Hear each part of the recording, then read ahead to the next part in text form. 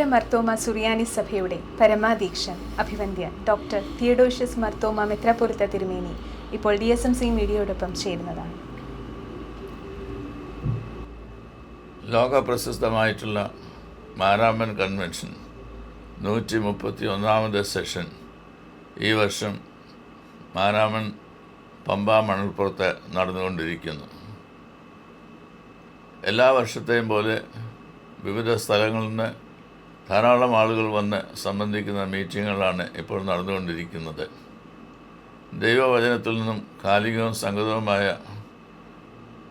സത്യങ്ങൾ പ്രേക്ഷകരെ പഠിപ്പിക്കുന്നതിനായിട്ടും കാലികവും സംഗതവുമായിട്ട് അതിനെ മനസ്സിലാക്കുന്നതിനായിട്ടും ജീവിത ക്രമീകരണങ്ങളെ നെഞ്ചിലേറ്റി ജീവിതത്തിൻ്റെ രൂപാന്തരം ഉണ്ടാക്കുന്നതിനായിട്ടും ഒക്കെ സഹായമായി തീരുന്ന ഒന്നാണ് മാരാമൻ കൺവെൻഷൻ.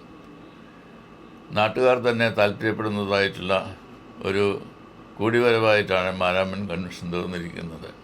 അവിടെ നാനാജാതി മതസ്ഥരായിട്ടുള്ള ആളുകൾ പന്തലിൽ വന്ന് പ്രസംഗങ്ങൾ കേൾക്കുകയും ദൂത് എന്തെന്ന് ജീവിതത്തിൽ മനസ്സിലാക്കി ജീവിതത്തിൻ്റെ രൂപാന്തര അനുഭവത്തിലേക്ക് പ്രവേശിക്കുവാനായിട്ട് താല്പര്യപ്പെടുകയും ചെയ്യുന്നുണ്ട്. ലോകത്തിൻ്റെ വിവിധ ഭാഗങ്ങളിൽ നിന്ന് വരുന്നതായിട്ടുള്ള ആളുകളാണ് ദൈവവചനം ജനങ്ങളോട് സംസാരിക്കുന്നത്.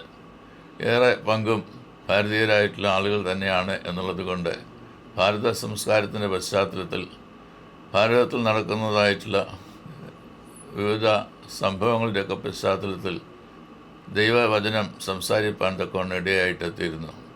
അത് ഏറെ ജീവിതത്തിന് അനുഗ്രഹമായി തീരുന്നു എന്നത് പ്രത്യേകം പ്രസ്താവ്യമായിട്ടുള്ള ഒന്നാണ്. മനോഹരമായിട്ടുള്ള പാട്ടുകൾ പാടുന്നതിലൂടെ മാരാമൻ കൺവെൻഷൻ്റെ പ്രശസ്തി ഗാനങ്ങൾ ആസ്വദിക്കുന്നതായുള്ള അനേകരിലേക്ക് പോകുന്നുണ്ട്.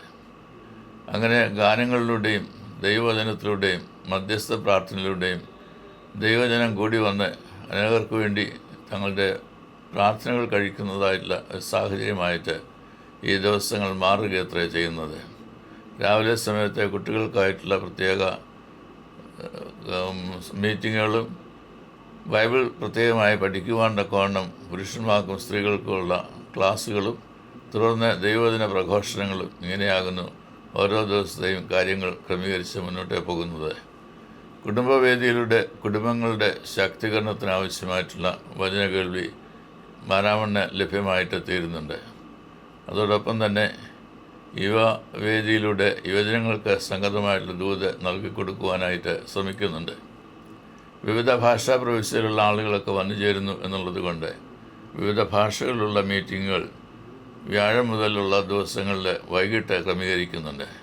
അങ്ങനെ ഒരു 8 ദിവസം നീണ്ടു നിൽക്കുന്നതായിട്ടുള്ള ഈ വചന ശുശ്രൂഷ നാനാജാതി മതസ്ഥരായിട്ടുള്ള ആളുകൾക്ക് ഏറെ പ്രയോജനകരമായിട്ട് തീരുകയും അനുഗ്രഹമായിട്ട് ഭവിക്കുകയും ചെയ്യുന്നു. ഈ വർഷത്തെ കൺവെൻഷനും അപ്രകാരമായിരിക്കാൻ ഇടയാകട്ടെ എന്നത് ആഗ്രഹിക്കുന്നു. എല്ലാ ആശംസകളും നേരുന്നു.